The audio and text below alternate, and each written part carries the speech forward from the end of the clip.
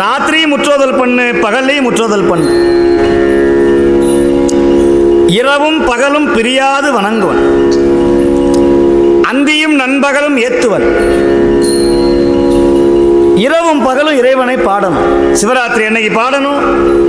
இப்போ போன மாதம் ஆனி ஆயில்யம் சிவபெருமான் விடிய விடிய திருவாசகம் எழுதிய நாள், இரவு முழுக்க எழுதிய நாள். மகத்துக்கு முத நாள் தஞ்சாவூரில் திருவாசகம் பாடணும். அப்படி பாடணும். பாடுனா என்ன கிடைக்கும்? அண்ணாமலையார் உங்கள் வீட்டுக்கு தேடி வருவார். தேடி சென்று திருந்தடியேத்துமின் நாடி வந்து அவர் நம்மையும் ஆட்கொள்வார். ஆடிப்பாடி அண்ணாமலை கை தொழ ஓடிப்போகும் நமது உள்ள வினைகளே.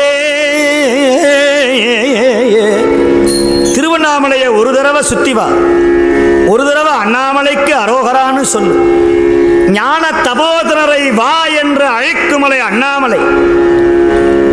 பண்டை செய்த பாவங்களை தீர்க்கிற புண்ணியமலை அண்ணாமலை. அடியார்களை காந்த மாதிரி இழுக்கின்ற மலை அண்ணாமலை. அந்த அண்ணாமலையார சொல்லுகிறார் அப்பர் பெருமான், ஒரு தடவையாவது அண்ணாமலையை பாடு. அதைத்தான் இங்க சொல்றார். பாடுமின் இரவோடு பகலுமே